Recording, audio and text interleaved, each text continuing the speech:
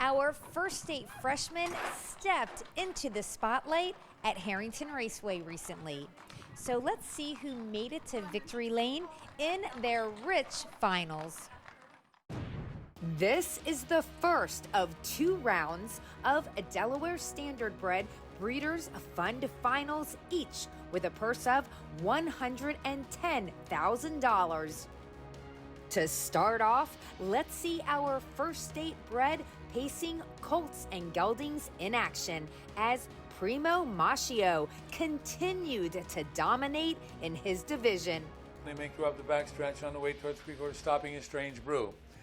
That leaves Primo Maschio and Sure Not Beach there. Lou Not Lou getting closer in third. Racing fourth now. That's one last call. They went by three-quarters, 126.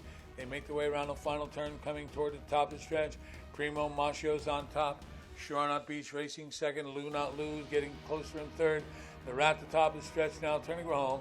And Primo Maschio comes off the turn with the lead. Primo Maschio leads it. Sure Not Beach racing in second. They come toward the wire. Primo Maschio's in front. Primo Maschio, Sure Not Beach, Lou Not Lou, and one last call. 154-1. Primo Maschio, owned by Forrest Bartlett, remains perfect with 8 wins out of 8 lifetime starts. The son of Badlands Hanover, bred by Let It Ride Stables and Bottom Line Racing, took a new lifetime mark of 154-1 for trainer Kevin Lair, with Trey Porter in the driver's seat. Assistant General Manager Matt Sparacino joined the Winning Connections in Victory Lane for an interview. He's looked good ever since he set foot on the track. Tell us about this talented 2-year-old. He's amazing. He's just like a puppy dog. I just sit there and let him do all the work, and he does it for me. Now, you started driving this horse at Ocean Downs earlier this summer. Tell us what your impression was early on, and as the season progressed, as those races transpired at Ocean and he started to win a few, knowing that there was going to be tougher races ahead, how confident were you? Honestly, I was very confident. It was just the competition coming into it through all the eliminations that I was worried about. Ever since I ever sat behind him in May, he's just impressed me. He's always shown the talent and the speed, and just every week he just gets smarter and smarter. He's just one of those horses. I think he's just going to be one of those iron dog horses. And Trey, you're one of the up-and-coming young drivers in our sport. You've driven some good horses already in your career. How does this one stack up? Honestly, for stakes horses and overnighters, he's got to be right up there with the best of them, honestly. I mean, I don't know how long he's going to last, but I can tell you I'm right here for the ride. Kevin, you've had a lot of good horses over the years. Of course, we all remember Snow White, Trotting Filly, and too many to list here. But how does Primo Maschio stack up here as far as your recent horses? He's stacking up really nicely. It's 54-1 out here. That's not a bad mile at all. I mean, Delaware Standardbreds are getting a lot tougher around here. But he's turning in to be a really nice colt. Tell us how you acquired him, and when did you know what you have? I know Mike Hall had him earlier this summer. Oh, really, Mike Hall deserves all the credit here, and Forrest Bartlett. Forrest Bartlett stepped up to the plate. He gave really nice money for him. I just bought a horse that was already made. I just tried to keep him as good as he was when Mike Hall had him. That's all, and he's doing everything I thought he would do so far. Well, it's always a little more fun when you got an unbeaten horse to follow. Primo Maschio, 8 for 8 and counting. Well, stay tuned and follow his success at Bally's Dover here for the fall-winter season. Kevin Lair, congratulations. And to all involved with Primo Maschio, including owner Forrest Bartlett, driver Trey Porter, trainer Kevin Lair. Now on to some fillies, as Little Miss Peyton took home the winner's share in DSBF finals action for 2-year-old pacing ladies. They went by the half in 59 3/5. Around the turn toward the backstretch, Little Miss Peyton over Tilted Crown. Immaculate Inning now coming to the outside, followed by Sweet Samsara. Up the inside goes Valentina Station. Then comes I'm One Last Wiser racing on the outside. Distant Trailer after a break. After the start, Infinite Wonders. They go toward three-quarters. And Little Miss Peyton leads the way, three-quarters, 128 3. The fastest quarter comes now as they make their way around the final turn, coming toward the finish. Little Miss Peyton begins to widen, leads by 2.5, 3 lengths. Immaculate Racing outside of Tilted Crown. They're at the top of the stretch now. They straighten away. Little Miss Peyton sprinting to the wire, coming through the stretch. Little Miss Peyton, Tilted Crown trying to hold second. Down the inside, Valentina Station. They come toward the wire. Little Miss Peyton, Valentina Station got up for the place over Tilted Crown. 156-4. Little Miss Peyton, owned and bred by Donna Messick, won easily by 5 lengths. The pretty 2-year-old Papa Ray filly paced from wire to wire in 156-4 with reinsman Corey Callahan at the controls. For conditioner, Les Givens. Corey, this filly's won 4 of 6 lifetime. You've won nearly 8,000 races in your career, but I bet you haven't driven too many gray daughters of Papa Ray. No, this is the first one. Papa Ray's, this is his first year, and they really seem to be showing up. They have great attitudes, and, this one's definitely no exception. Little Miss Peyton went into this race, obviously, as a big favorite. She won her elimination so comfortably. How confident were you going in? Yeah, I was very confident. Unfortunate that Jimmy King's filly was scratched. She was maybe the one to beat. We beat her pretty handily last week. I mean, it was really our race to lose, and as pretty much as long as I didn't fall off the bike, I think we were going to win. She looked pretty comfortable there, turning for home off 3 quarters and won 28-3 last quarter, 28-1. Does she feel as good as she looked?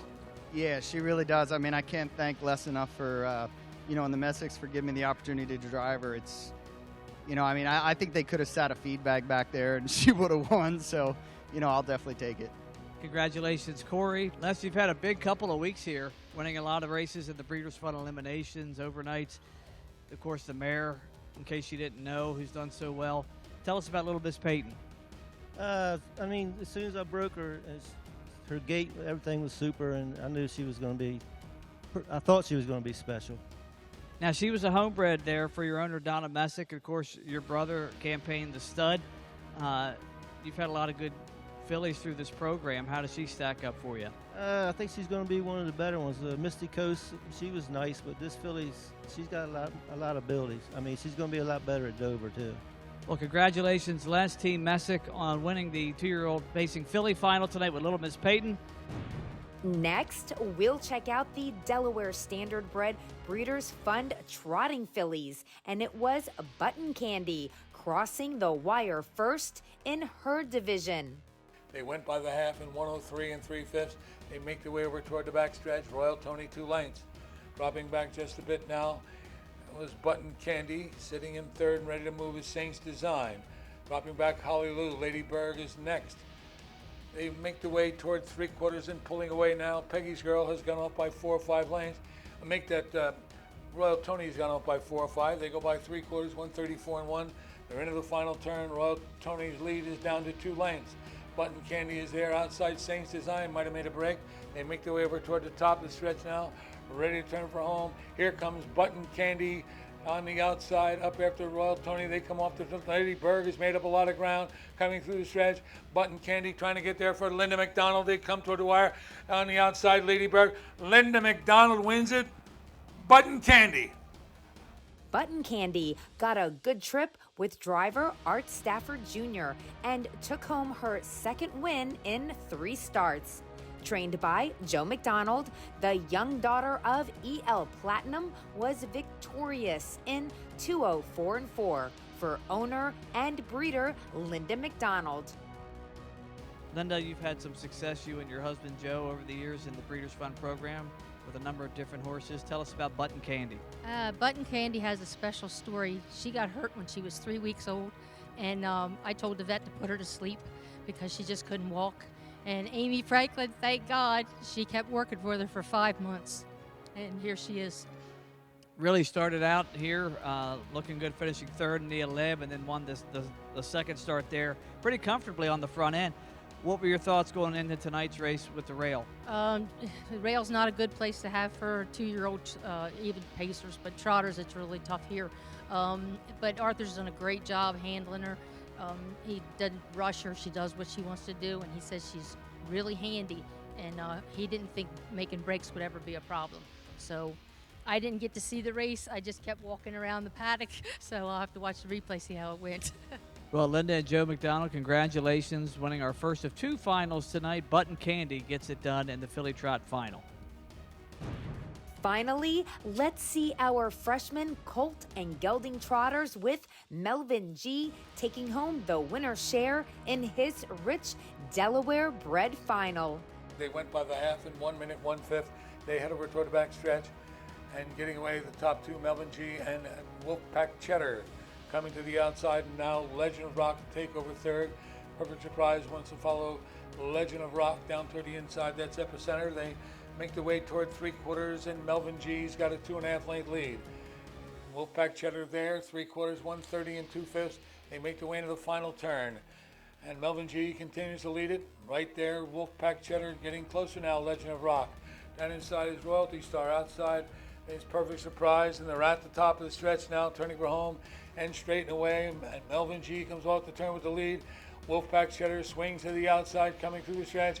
It's Melvin G on top. Melvin G's got it. Melvin G's in front. Then it's going to be Wolfpack Cheddar and Legend of Rock, followed by Perfect Surprise in 159 and 4.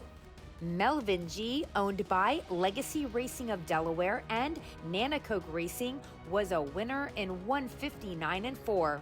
The 2-year-old son of E.L. Platinum, who was also bred by Legacy Racing of Delaware, recently scored a track record for his division here at Harrington. In the bike for this victory was Jim Rand for the Les Givens stable. Jimmy, you've won almost 10,000 races in your career, many with trotters, and you've sat behind a lot of good young trotters. How does Melvin G stack up? Yeah, I mean, Les has got him right. He's a nice trotter. He acts like an old horse. I mean, he drives nice, and he does what he needs to do. What were your impressions first time you sat behind him on that September 11th start there when he was trotting in 58 and 4, was just beaten in a maiden group? I mean, he showed trotting in 55 at Harris, and I mean, that night he got beat by an older horse, but he did it right. I mean, trotted all the way to the wire. Did you think he had that kind of track record ability like we saw last start? I mean, we got a good trip last week, but when I asked him to trot, I mean, he trotted right home. Les, you won the Filly Pace final last night with Little Miss Peyton. Had some bad luck tonight in the first final, but made up for it here. Tell us about Melvin G. Oh, Melvin, he's been, since day one, has been super gated, super intelligent, and he's had the most sense of any trotter. I've won a lot of these races, but he has the most sense of any of them. Does it up the ante at all to have your brother in as a partner and good friend of yours, Jim Moran, driving the horse when you have success at this level? Oh, yeah, Wayne's awful lucky. That's 90% of luck. And how did you both won, for those of you who don't know, and I'm sure most of our followers obviously do, but Les's brother Wayne's won a lot of races, both of you being a part of this horse. How did you decide who was going to train? Well, it was his decision. He said, you take him. Tell us about what you have planned for him going forward, just the Delaware Stakes, or is there any other races in between? Yeah, he's going to have a week off and then get him back ready for there's another set about a month away. Now, you used to have the number in your head, how many DSBF finals you've won. Did you lose count, or do you have that number? Got to be close to 40. That's a lot of money. Congratulations, Les Gibbons and Wayne Gibbons, Jim Rand, everybody involved with Melvin G. A big overall congratulations goes out to our freshman Delaware Standardbred Breeders' Fund Final winners.